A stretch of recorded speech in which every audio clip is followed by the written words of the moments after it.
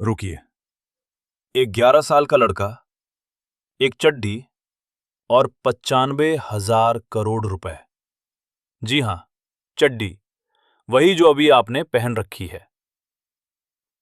आज एक कंपनी सिर्फ चड्डी बेचकर इतनी अमीर हो चुकी है कि लक्स, डॉलर, रूपा सब उसके दरवाजे पर लाइन लगाए खड़े हैं। नाम चड्डी आम। सिर्फ नाम में आम है, लेकिन चड्डी उसकी खास है। संस्थापक गंगू भुल्लड़ कच्छावाला।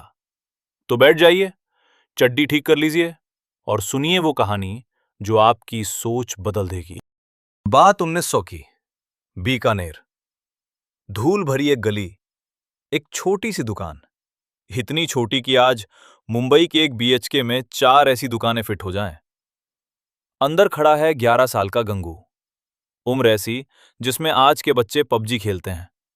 और ये भाई साहब चड्डी का धंधा सीख रहे थे।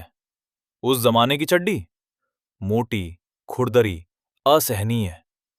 पहनकर आदमी दिन भर सोचता रहता, उठूं या ना उठूं, खुजाऊं या इज्जत रखूं। ये थी 1900 की भारतीय जनता की ट्रॉमा। गंगू ने कहा, इतनी असुविधा में जीना जरूरी है क्या? उसने मलमल जैसा मुलायम कपड़ा उठाया। कपड़े वाले अंकल ने पूछा, बेटा ये किसके लिए? गंगू मुस्कुराते हुए, वहां के लिए।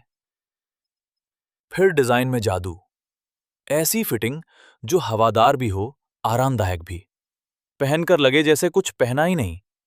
जिसने एक बार पहनी, दूसरे दिन सिर्फ चड्डी नहीं मांग रहा था, वो रिवॉल्यूशन मांग रहा था। फिर मास्टर स्ट्रोक। गंगू ने चड्डी बेची नहीं, ब्रांड बनाया। नाम रखा फुदकू चड्डी, स्थानीय राजा महाराजा फुदकू सिंह के नाम पर। 1900 का भारत।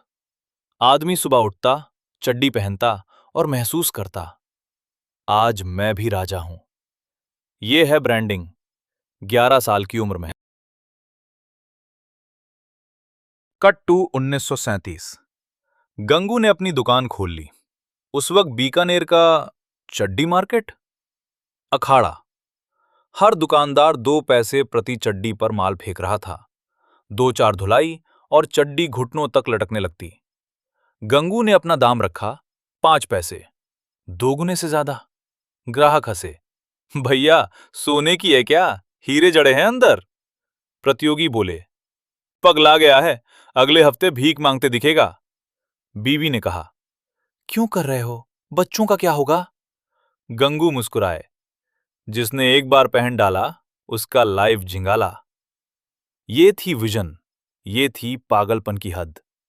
रिश्तेदार पूछते, बेटा क्या काम करते हो? गंगू कहते, वो कपड़े का बिजनेस है, नीचे वाले कपड़े का। 1 दशक की मेहनत, 1 दशक का यकीन। 1940 के आखिर तक गंगू की चड्डी सिर्फ बिकती नहीं थी, लोकल आंदोलन बन चुकी थी। बीकानेर की गलियों में चर्चा, चड्डी आम वाली पहन के देख, जिंदगी बदल जाएगी। शादी के पंडाल में बहुएं, मेरे पति की चड्डी चड्डी आम वाली है। पंडित जी प्रवचन में, धर्म कर्म और चड्डी आम। लोग बैलगाड़ी में बैठकर दूसरे शहर से सिर्फ चड्डी खरीदने आते थे। चड्डी के लिए ट्रैवल करना स्टेटस सिंबल था। बिक्री हफ्ते की 200 चड्डियां, फिर एक्सपेंशन। 1950 में कोलकाता, फिर नागपुर, 1983 में दिल्ली। प्रोडक्ट्स 30, फिर 50। बनियान, बॉक्सर, बच्चों की, बुजुर्गों के लिए एक्स्ट्रा सॉफ्ट और शादी के लिए first night special edition. Bikaner का वो बच्चा अब पूरे देश की कमर संभाल रहा था, शाब्दिक अर्थ में। लेकिन यही परी कथा 3 कारणों की वजह से बदसूरत हो गई। पहला, खून बनाम बिजनेस। भाई टुनटुन, दिल्ली मेरी। चचेरा भाई गुल्लू, नहीं भैया दिल्ली मेरी। बेटा पप्पू, मुझे नागपुर चाहिए। भतीजा चिंटू, मुझे कोलकाता दे दो। और कोने में बैठा छोटू चुपचाप रो रहा था। उसे कुछ नहीं मिला। सालों तक अदालती जंग, नाम पर, लोगों पर, यहां तक कि चड्डी की इलास्टिक के डिजाइन पर। वकील भी हैरान, साहब जिंदगी में पहली बार इलास्टिक पर केस लड़ रहा हूं। दूसरा, ग्लोबल दिग्गज, अरबों डॉलर के बजट। टीवी एड में 6 पैक वाले विदेशी मॉडल समुद्र किनारे उछलते थे। उधर चड्डी आम का ऐड, चाचा जी मुंह छेंटते हुए, आराम का दूसरा नाम। तीसरा, भारतीय ग्राहक, चड्डी खरीदते वक्त सीआईए एजेंट बन जाता है। भैया, वो, हाँ, वही साइज, आप समझ रहे हैं ना? हल निकाला, फैंसी पैकेजिंग में करोड़ों झोंक कर, ऐसा बॉक्स की शादी का तोहफा इसी में भेजा जा सके। भैया, क्या लाए हो शादी में? चड्डी। वाह, क्या बात है। 2001, चड्डी आम की पहली बैच अमेरिका उतरी। जो चड्डी कभी बीकानेर की धूल में बनती थी, वो अब टाइम स्क्वायर के बिलबोर्ड पर, चड्डी आम, द रॉयल कंफर्ट। फिर यूके, कनाडा, मिडल ईस्ट। ये चड्डी इतनी फेमस हुई कि सुपरमैन की चड्डी भी चड्डी आम की थी।